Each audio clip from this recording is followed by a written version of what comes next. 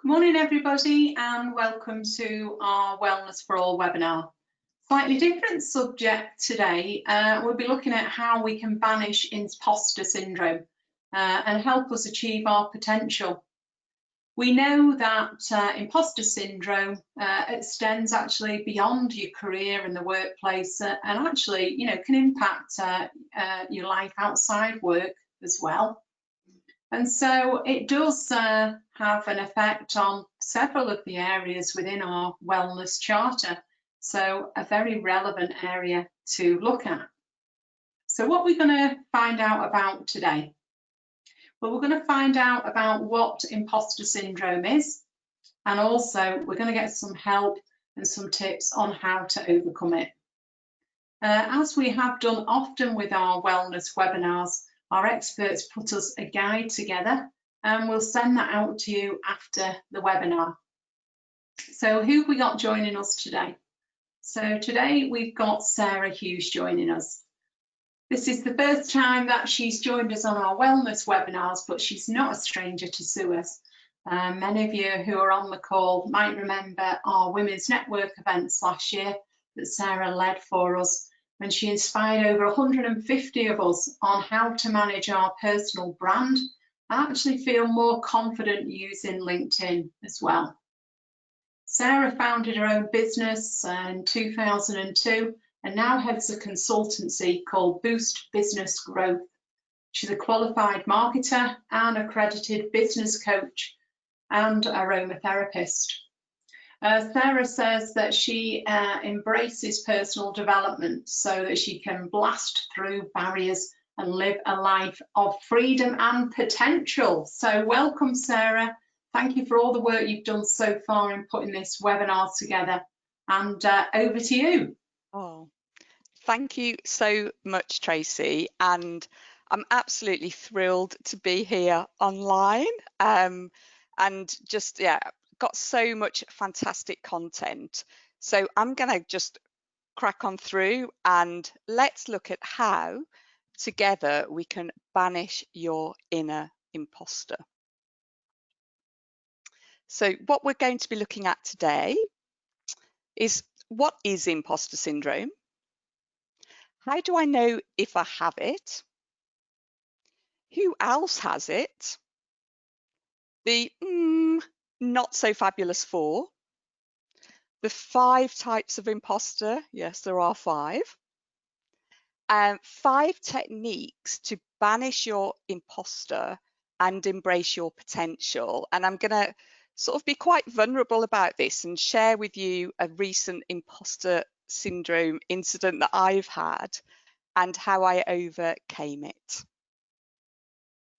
Then there's going to be an extra little bit of fabulousness, and I'm going to relate a little bit to the guide that I've prepared for you. And of course, we've got the all-important Q&A. So that's what we'll be looking at in our session and exploring today.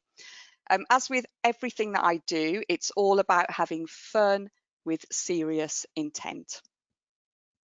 So let's look first of all, well, what is imposter syndrome? So it's a psychological term referring to a pattern of behaviour where people doubt their accomplishments and have a persistent, often internalised fear of being exposed as a fraud. So how do we know if we've got it? So here are some things that you might recognise. I often doubt myself. I agonise over even the smallest flaws in my work. I attribute my success to luck or outside factors. I'm painfully sensitive even to the most constructive criticism. I feel like I'll inevitably be found out as a phony. I downplay my own expertise even where I'm more skilled than others. I don't pursue opportunities that could lead to something amazing. And even when I succeed, I secretly feel like, I fooled them again. So some of those may ring true. And I've got some other examples here of what we might also frequently hear ourselves saying to ourselves. Oh, I could never do that. What if I'm found out? I might fail. I should. Oh, I've got to say, the should. How many of us should ourselves? Well, I should have done that, and I should do that like that, and I shouldn't have done that. So should is one of those danger words to mark in red and really look for and listen out for, because it's amazing when you do that how often we pepper our self-talk with that word. I'll look stupid. And finally, oh, if I do that, they might realise I ... So what could those what could those dots be for you, that maybe I'm not as good as they think I am, or they'll find out that I don't know as much as they think I do. So those are some sayings that you may hear, and just listen out for those. So are you alone if any of those ring true for you? So as part of the research for this assignment, I just looked at lots of sources, and I thought, well, let's have a look, and let's see who searched for imposter syndrome. And oh my goodness, there were 6,790,000 searches for imposter syndrome. So I think you can quite clearly see you're not alone. But those are facts and sort of figures, and they might not really mean that much to us, because numbers don't always, do they? So what I then did was I just did, again, more research and thought, is there anyone famous who's like, even like mega high achievers, who might have publicly declared this? And let's see what I found. Now, even I was shocked. I love David Bowie. And when I found out that he had imposter syndrome, I was like, really? Talk about creative genius. Obviously, both Williams sisters are phenomenal. But again, Wimbledon champions, imposter syndrome. Tom Hanks, Michelle Obama, love everything she does, a book on becoming, just shocking to me. Again, Meryl Streep, and even like Chris Martin. So all of these people have publicly declared, along with actually quite a few others, that they have imposter syndrome. But I want to maybe look a little bit closer to home and have a think about who else might have imposter syndrome. And I just want a big confessional here. I have it as well. And I'll give an example. When the lovely Tracy and Anthony approached me about doing a session for you on imposter syndrome, I actually pushed back, and I said to Anthony, I was like, oh, I don't think I'm right for this. All right, I'm a business coach and I've done personal development for decades. But I'm not a psychologist, I'm not a psychotherapist, I'm not a behavioral scientist. And so and then Anthony and Tracy was like, no, we want you to do this. We know you, we know your background, we know your learning, we know your approach. You've got to be the person to do this for us. So it was when I was doing my planning for the session that when I was thinking about imposter syndrome, and I thought, oh my God, I've had imposter syndrome doing this, because I was considering turning down the opportunity of doing this because I thought, oh, well, why me? But then part of my thinking was actually, well, why not me? Which is one of the areas that we'll come on to shortly. And so what I'm going to share with you is the journey of what I went through to be able to be here with you today and present this, and how you can use those 5 techniques too. So before we look at that, I'd like to look at, well, where does imposter syndrome come from? And why might we all have it either quite a lot or at various stages in our life? So the first area that imposter syndrome is linked with is anxiety. And having suffered with anxiety a lot of my life, to me, anxiety, a good description of it is like being in a prison in your own mind. And it's an absolutely horrible place to be because, unlike anywhere else, when something's in your mind, you take it with you everywhere. You wake up with it, you go to sleep with it. So if anyone has issues with anxiety, it might be one of the sort of foundations for why they might also experience imposter syndrome. The second of the not so fabulous four is self-doubt. And it's that, oh, you just need to see me make that expression to think we've again all been there. The third is fear of failure. Now, as humans, we are programmed to avoid discomfort. So there's an amazing book by a guy called Rick Hanson. It's called Buddha's Brain. And it's how our natural inclination is to avoid anything that we might fail at. But there are real downsides to that as well. And the fourth of the not so fabulous four is perfectionism. And we've again all been there, especially, it's got to be perfect. There are real downsides to perfectionism. It's sometimes seen as a real asset. But what's the saying that, never let a perfection stand in the way of action. So rather than perfection, is it good enough? Because perfection can lead to procrastination and blocking. So those are the not so fabulous four. And what we're going to be looking at in our session is how we get them out the way. We don't need any of these four things in our lives.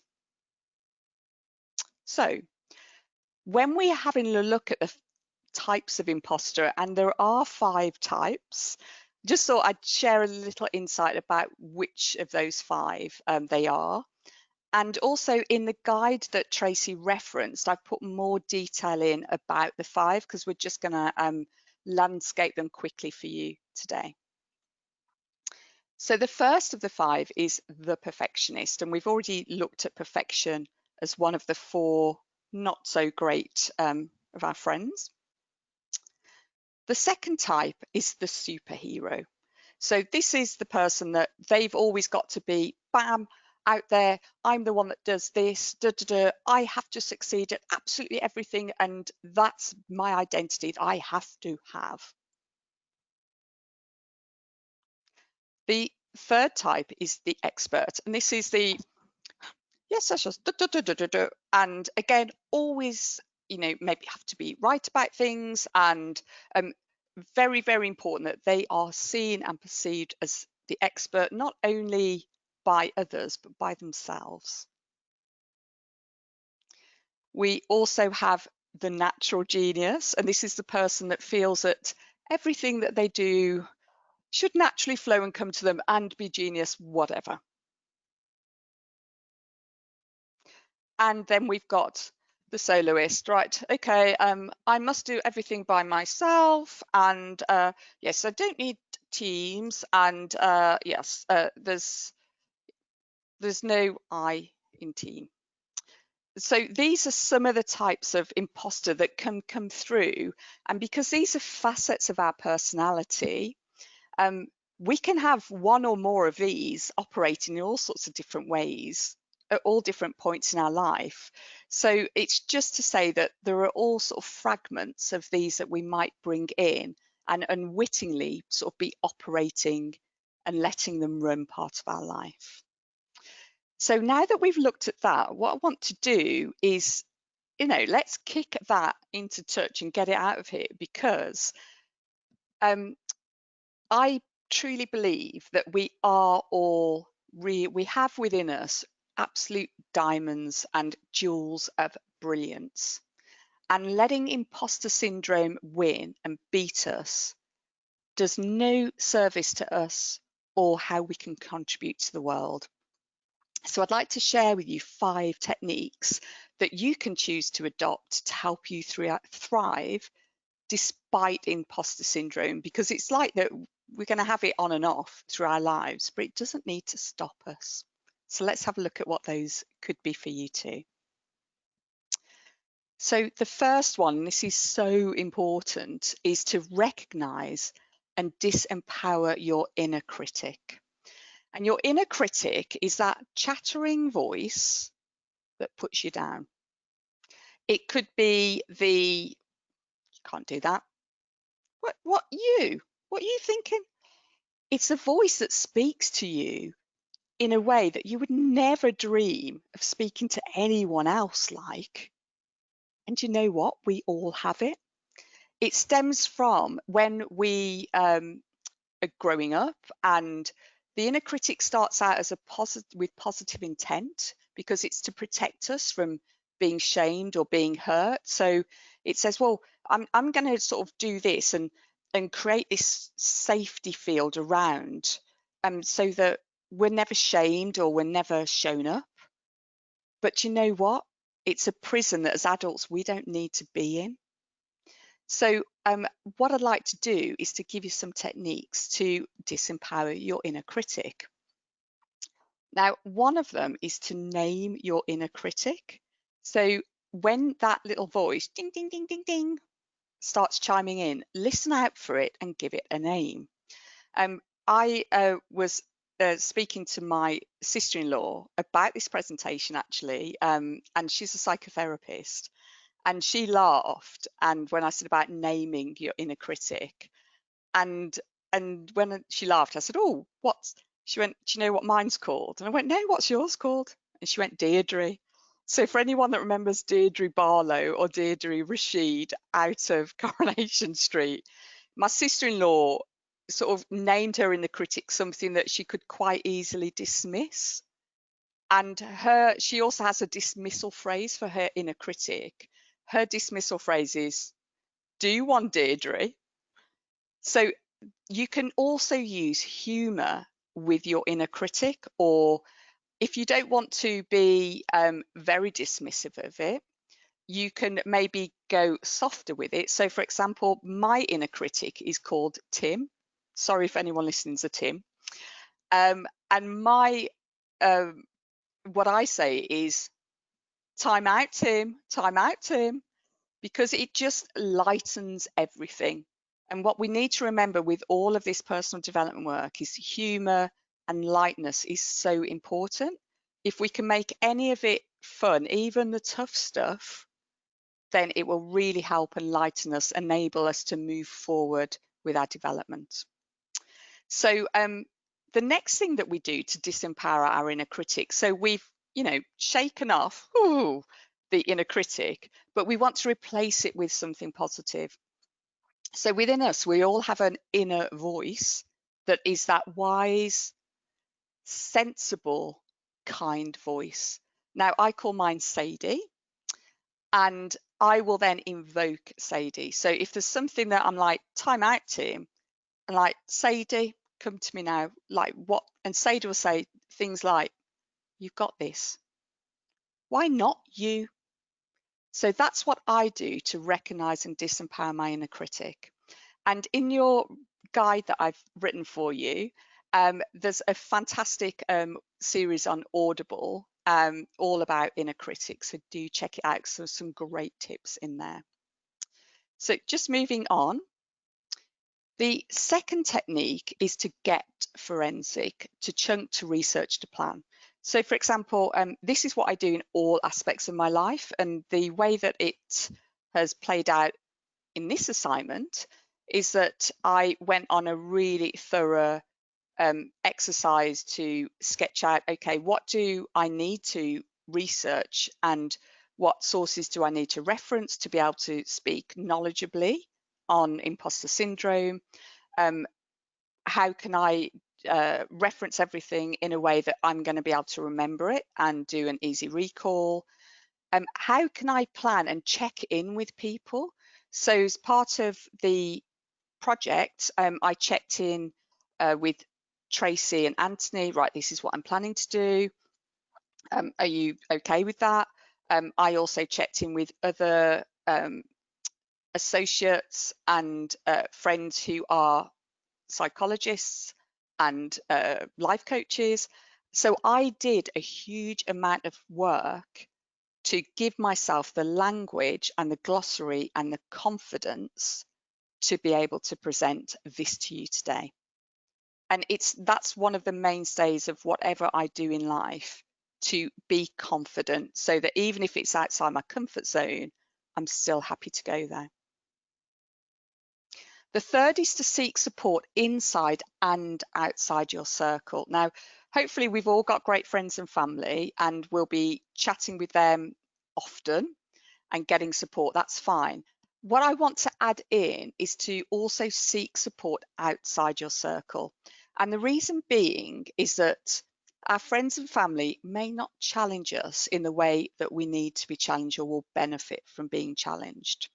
So, for example, thinking about who you could seek outside your circle, there could be a mentor, there could be a coach, there could be an expert. You might see someone else that has done exactly what you want to achieve.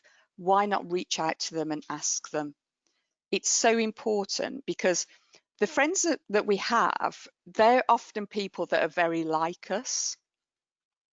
So it's important to also go outside your circle to get other very different perspectives and points of view, and to also get objectivity. So that's point 3. So number 4 is to recognize, record, and celebrate your achievements.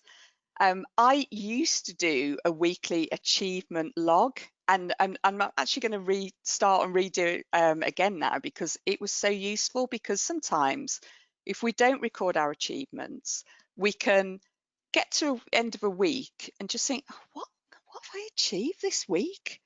But the fact of the matter is that when I was doing my log, I just look back at it and think, oh my goodness, that's amazing what I've achieved this week.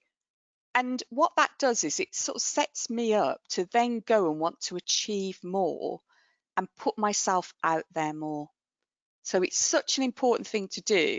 And even if it takes you a second, just put it on a post-it note or make a note on your phone, however you want to do it, just think about it. And it's whatever is an achievement. It doesn't need to be work related. It could be whatever you wish. And finally, the 5th is to feel the fear and do it anyway.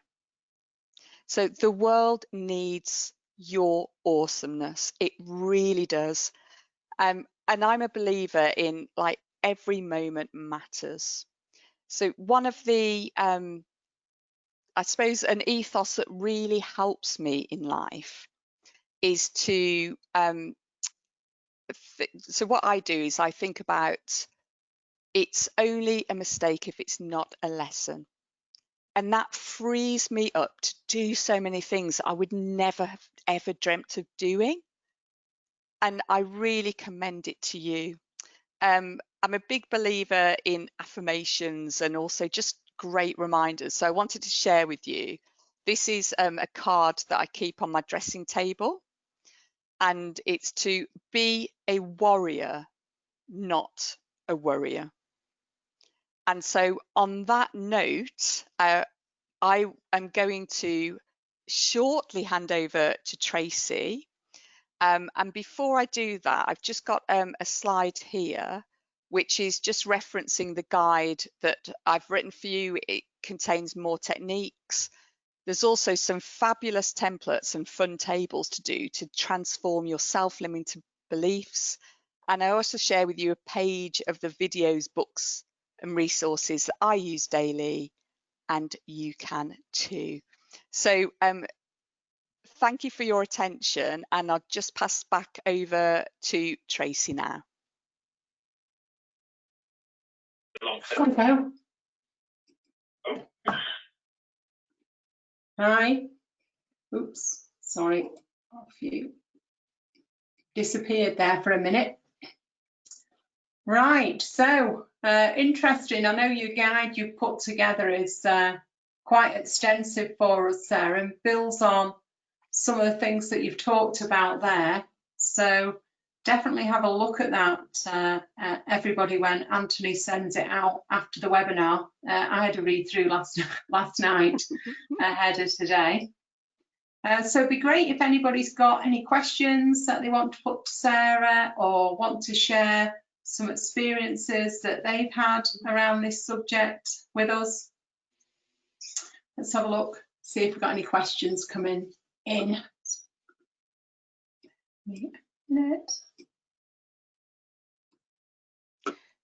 Tracy, just while you're looking at the questions, something that I just wanted to add as well, if I may, is just that when we're sat there thinking about, oh God, we're an imposter, it's likely that the other people in the room are thinking that about themselves as well. So again, it's just another way to free ourselves from the constraints of limiting thinking.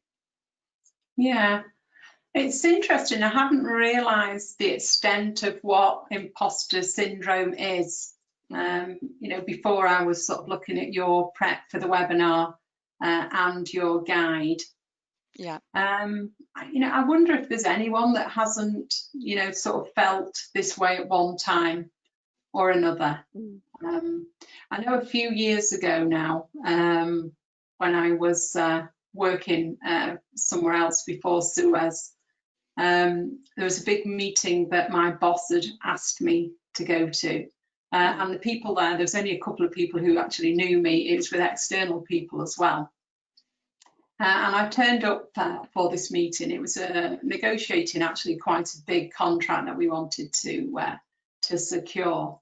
And I remember walking in and sitting down at the desk and looking round, and there were 13 men in rather, you know, posh suits, and me. And I remember sitting there thinking, gosh, you know, I'm just Tracy Barnes from Burscough in Lancashire. What am I doing in this room? You know, try to stay calm, you know, and contribute. So, you know, I think we've all been there at one time or another. Absolutely. So I've got a question here. Okay, that's an interesting one. Do children suffer from imposter syndrome as well? Do you know what? That's a fantastic question, isn't it? Yeah. That's such a good question. If children suffer from it as well, I think they probably suffer less from it, because the whole point when you're kids is that you're doing lots of things for the first time. And so you have a lot of, you know, we've got the 4 modes of learning, haven't we? We've got conscious incompetence, and then you move through to you get to the fact of unconscious competence. But when we have conscious incompetence, when we're first learning something, I was doing, believe it or not, a willow weaving course a couple of years ago, as you do, and I went through actually the same kind of things in a way that a child would, that you're all fingers and thumbs, you don't know how to do it, and that's everything that children do, because they're doing so much first time learning and they have such an expansive mindset. And I think also there's not an expectation that they're going to be an expert or going to know how to do something. But what are your thoughts on that, Tracy? I think, you know, children think they can achieve anything when they're very little, don't they? And they're so inquisitive. You know, the whole sort of 2-year-old that's always, you know, why can't I do this? Why? And you think, oh, will you please stop asking why? But you know, actually, when I have rolled out Jigsaw in Suez, and I've been saying to people, you know, try and go back to being that inquisitive young child and keep asking why. So I think imposter syndrome is something that probably we develop, you know, as we go through life. But it's good if we can understand what it is. You know, we can help our children perhaps not to, develop those behaviours and thoughts in some ways. Yeah. We've got some other questions in, so it's an interesting one. Do women suffer from imposter syndrome more than men?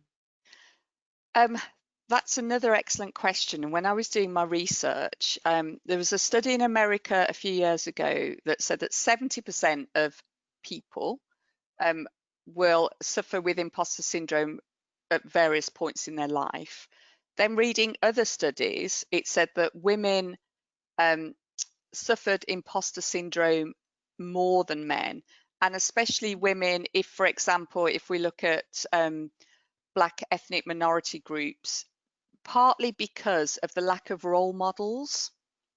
So while some of the research says that not only women do, but then also, for example, Black ethnic minority women do suffer it more. What I found when I was speaking to so many people as part of my research for the project is the amount of men that said to me when I said, oh, I'm doing this about imposter syndrome and what's been your experience?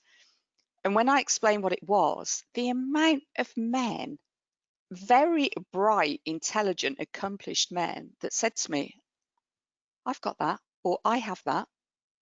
So I don't know, maybe it's the fact that men aren't necessarily perceiving that society is giving them permission to feel it or to identify with it, because we're all human, aren't we? And we all have human frailties and self-doubt. So who knows? I mean, do you think that it is more pertinent to women or experienced more by women? I think there's an assumption that it is, but as you say, it's probably a lack of awareness, across the genders. Let's have a look at another question. So not a question. Oh, we've got they were asking for some tips. They're saying they have also tried to keep an achievements log. Well done. Start it, but struggle to keep it going. So do you have any tips?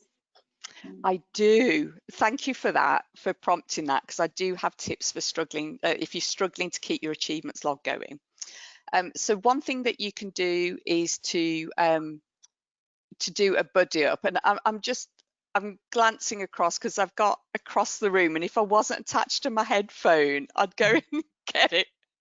And I've got just across the way from me a really gorgeous board that I bought, and I've got my achievements that I update weekly on the board. So that's one of the things that I do.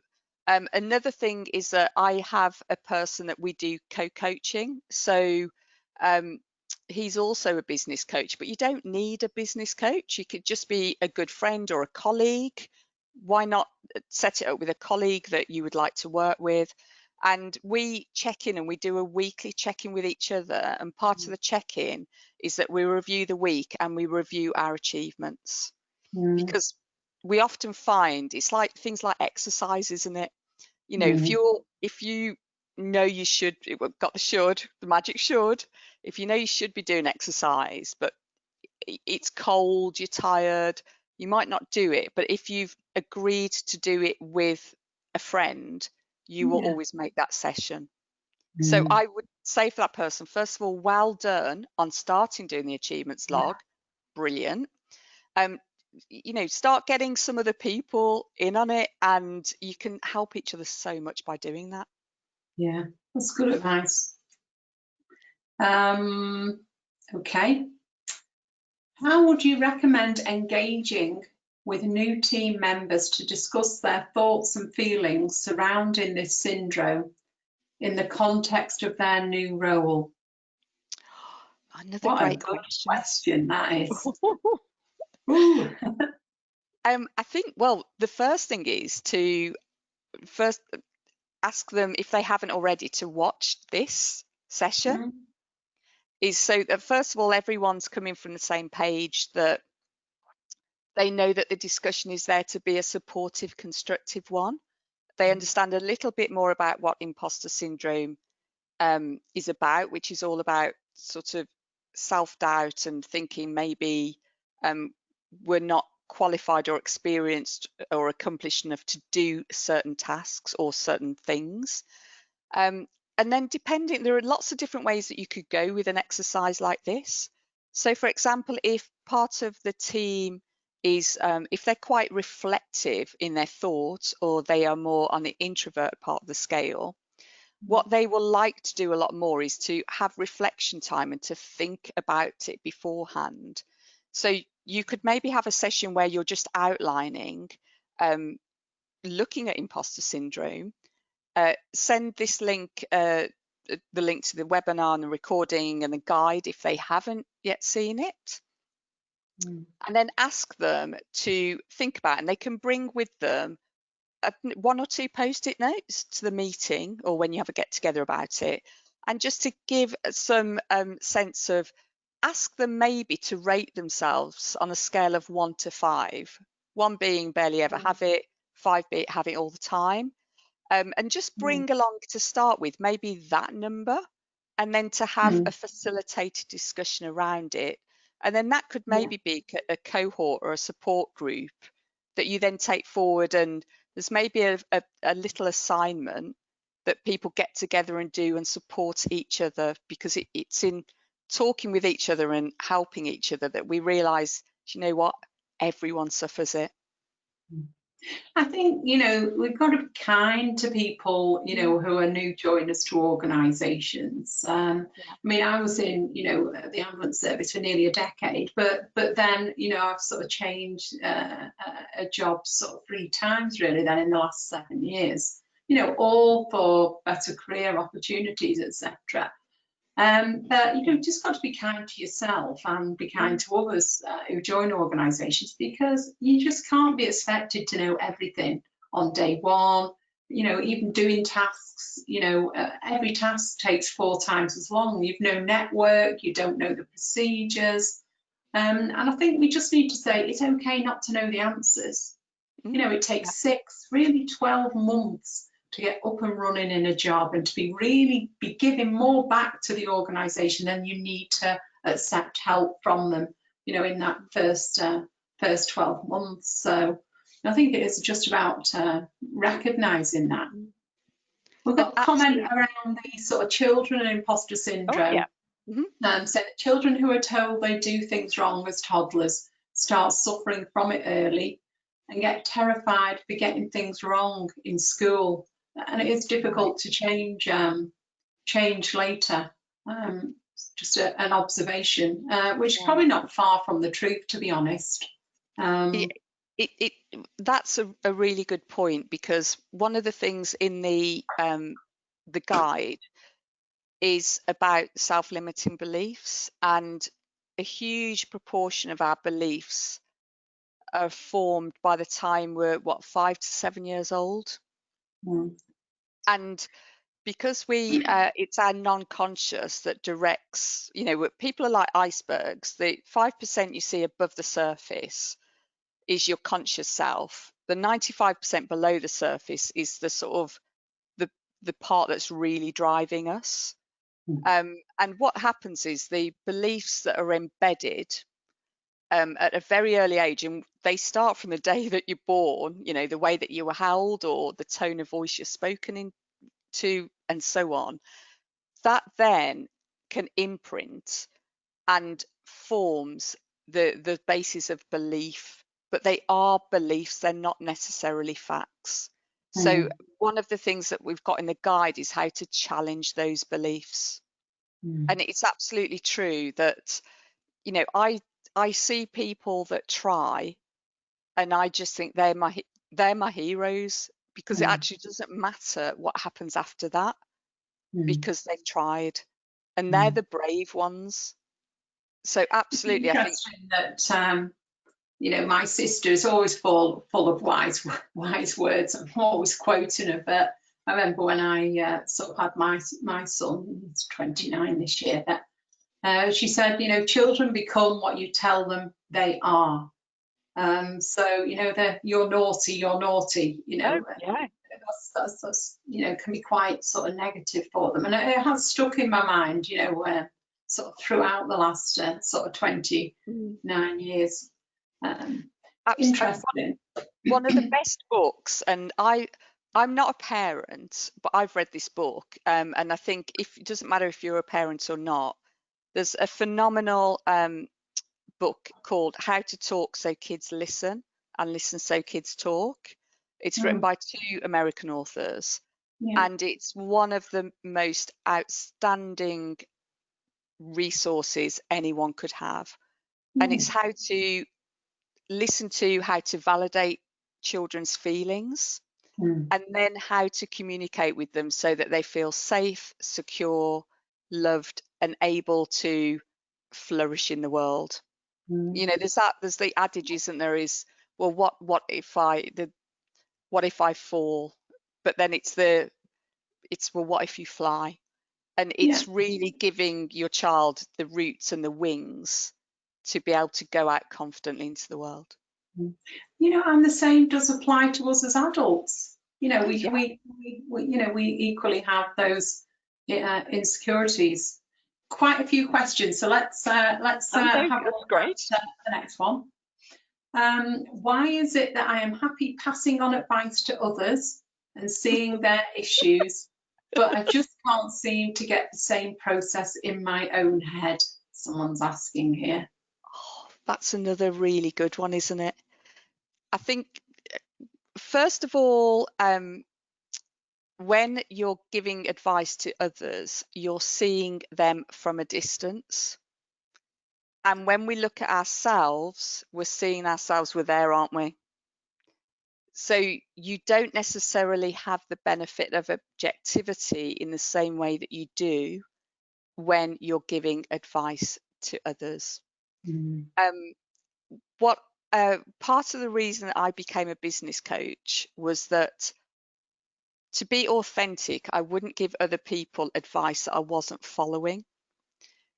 And if I hear myself saying something about, I don't know, time management or whatever else, I just think, do you know what? I've got to follow through on this myself. Yes. So that's one thing. In terms of if they're not following through, the next step maybe for them would be to go to a life coach, where there's someone there that will be able to help them understand why they're not following through. So as humans, we have a primary gain and a secondary gain. So if someone's doing a behavior that's not useful or helpful to them, there'll be a secondary gain in it for them. So let's say that someone feels, or that they are overweight, but they're still munching. They're getting something from that, otherwise they wouldn't be doing it. So they might be getting a feeling of comfort, and that food has an emotional meaning to them. So working with a life coach or a therapist would certainly help that person understand, well, what are the motivators to why I'm great at giving advice, but I'm, getting stuck on the carrying it through. Because, well, the other thing is, it's a lot more difficult to carry it through yourself, isn't it? We have to challenge. Yeah, I mean, the thing is, ask other people for advice then. Just be prepared to be a little bit vulnerable and be prepared to sort of have that feedback and that advice. So, if you're good at providing advice, you're probably in a circle of friends who are equally good at, giving advice. So, ask some of your friends that you feel safe and comfortable to do. Okay. Yeah, another question. We've just got 2 more. So this person's saying, great session, thank you. Oh, thank you. I found that I get nervous and build myself up to contribute and get noticed in a room. Yes. And then afterwards, I think what I said or I thought, sorry, scrolling down. Yeah. I said, so they build themselves up to contribute in the room and say something, and then afterwards they think, oh, I've said the wrong thing, or I've embarrassed myself. People will think that I'm not very good. and they're asking, is this something that we've ever experienced or come across, and how do you manage that self-doubt? So I'll let you go first. Thank you.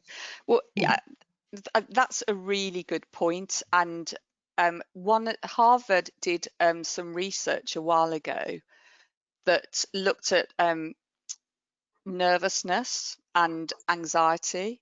And what happens is that it's actually very similar to excitement. So the neurological response to it is, so the way that I first of all deal with nervousness is I think to myself, I will often rename it as excitement. So like this morning, getting ready to do the session today, I did feel nervous. So I said to myself, why don't I think of it as excitement, and I feel alive? So that's the first thing. The second thing with the self-doubt, once you've said or done something, is you can check in with other people if you feel that you have, because actually, do you know what? Sometimes we might say something that's not going to, like, isn't life shattering. I don't know if anyone, Sir Patrick Stewart, Jean Picard, Star Trek, he's been doing these sonnets a day. So every day he reads a Shakespearean sonnet. He started doing it at the beginning of lockdown, and you can, if you follow him on Twitter or Facebook, you can see him reading them. And what I loved about him was that I'd listened to his sonnet and watched it the one day, and he came back the next day and he went, do you know what, I watched back the video from yesterday, and I don't think that sonnet was good enough. I'm doing it again now.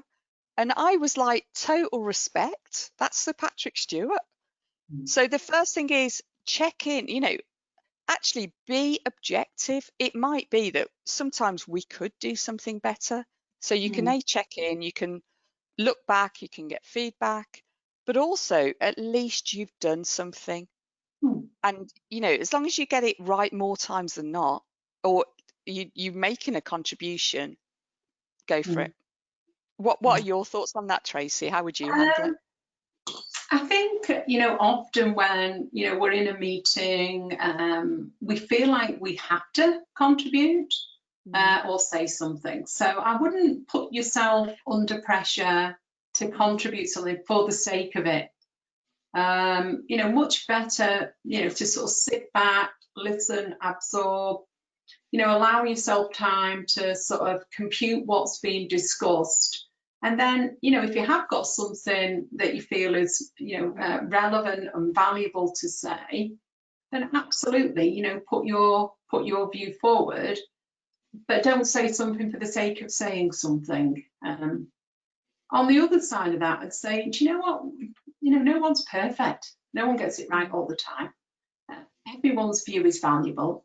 And sometimes if you do sort of ask a question that's a silly question, and believe me, I've asked lots in the last 2 years at Suez, that's okay. And, if you do say something that's not quite the right thing, don't be too hard on yourself. Sometimes that actually leads the conversation to say, well, that's not right, actually, Tracy, it's this. And then the conversation takes a different angle and actually is enriched by the fact that actually you probably weren't getting it quite right or understanding quite what was said. So, I think that, again, it's all okay. I know it probably sometimes feels like it's not, but don't beat yourself up about it, and don't let it stop you from, contributing next time. Will be, probably where I would come from. Absolutely. Okay, so we've got another sort of question here.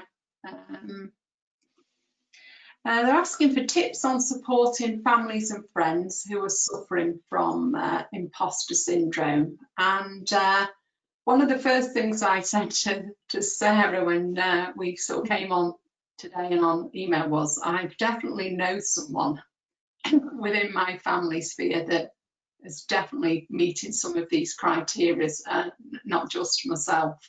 So I will be sharing this webinar with them and sharing Sarah's guide. And all our Suez webinars and our guides are there for yourself, for your family, and actually wider as well. We are sharing them beyond Suez now to help people. I think Just that's a great conscious idea. of time. So we've got someone asking, is there coaching or networking support groups across Suez that we can utilise to support with this personally and for our teams? So within Suez, we have, lots of trained coaches. So if that is something that you think would be helpful for you, or, for one of our coaches to come in and work with one of your teams, drop Anthony an email, and we'll put you in contact, or directly email Mark Brown, and we can definitely help you with that. Got another last question come in. So thank you everyone, such rich questions today. They've been great. I've tried to keep positive on feeling like I'm not worth being in a new higher role. But how would you advise getting over making mistakes that have really made the imposter syndrome real? So they're trying, to believe that they're right to be in a higher role, that they know they've made some mistakes, and that's making feeling like an imposter, really challenging. So I think as humans, what we do is first of all, congratulations on getting the new role. And as humans, we tend to focus on the negative. So my advice for you would be to write down all the things you've done well in the role, because what happens for us is we focus. I referenced Hanson's book before on Buddha's brain. So our brain is like Velcro for the negative and Teflon for the positive. So that one thing maybe that you like is like Velcro. That's one thing I'm going to clutch onto. And the research shows that we need 6 positive things to outweigh 1 negative thing. So I would urge you to look at however small the achievement might be, or the thing that you did well, and to also focus on those. And with the thing that you feel didn't go as well, again, it's really important that we engage our rational as well as our emotional brain. Look at it objectively. And if you're in you've got supportive, peers or superiors, ask for constructive criticism about the best way that I've found to ask for a constructive criticism is 2 ways. Well, one way with 2 questions. What did you love about what I did? What could I have done that made it even better? So that's what I would suggest to you. I think for me, everyone who gets promoted, there's a level of stretch in that. Otherwise, why would we want to have been promoted? If you're thinking a growth mindset kind of way. So, when people are promoted into roles, they've usually grown out of the role they're in, but sometimes they're not, wholly ready for the role, that they've, been promoted into, and that's absolutely right.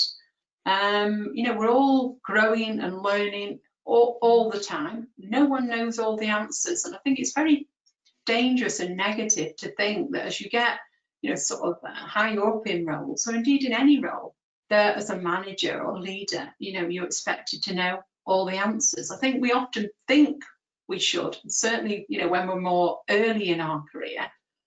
But actually, as a leader, what you learn is that it's about us facilitating the right answer through other people, and not necessarily always knowing the answer yourself. Personally, I've generally got fairly strong views on things. Of course that I have. But, I like to really bat ideas around, with my leadership team and other people in my team, Sometimes that means, I change my initial perceptions of, the situation or what the answer might be. But certainly, having that constructive challenge is really healthy. As a leader, if you've got confidence to be like that and vulnerable with your people and say, well, what do you think? I don't know the answer. Let's work it out together. Then you get to a much better place. But, making mistakes, everybody makes mistakes. We don't want to make them all the time. I'm not the biggest advocate for fail fast. I am more a let's plan and work this through and look at scenarios so we get it right first time. On that continuum, I'm more, with the right first time. But, we learn so much from mistakes as well as getting it right. So try not to be too harsh on yourself. You can be in a job 15 years and you still should be learning, and you may still be getting things wrong. So some fantastic questions there, some really great engagement. We're just getting some really positive comments that they've thoroughly enjoyed the session. It's been extremely beneficial. If there's people on the webinar today that think maybe they'd like, a more focused session on this, we did do some sort of clinics for anxiety and clinics on sleep. If you'd like us Sarah and I, to run a clinic on this subject, then if there's enough interest, certainly we'll put that on. For the moment though, what have we got next week? If we can just go to the final slide, Sarah. Thank you. So next week is Health Week, and we have got a raft of things available for you. We're going to sort of start the week by telling people where they can go with the help of the British Heart Foundation's website to work out their heart age. On Tuesday, we've got some Suez group webinars and literature to share with you. On the Wednesday, we're then going to look at fitness, and we've got a couple of fitness sessions, one that we can do from our chair or from our desk, or sat in our car, clearly whilst we're parked in a safe place. And one that's a little bit more vigorous. I've had a look at it. I'll try it and have a go at it next week, I'm sure. Thursday, we're looking at healthy eating. So Sue Judge has put us together some fantastic recipes, and she'll be showing how you make them in 4 separate videos throughout the day. And then on Friday, that'll all culminate in our normal Friday Wellness for All webinar, where we've got someone from the British Heart Foundation here to talk us through that. So lots happening next week, and hopefully you'll be able to join us for one or more of those events. But in the meantime, thank you, Sarah. A phenomenally successful session, some really fantastic questions, lots of engagement, and look forward to maybe doing some more webinars with you moving forward. That'd be wonderful. Thank you so much. No problem. And thanks everybody for joining us.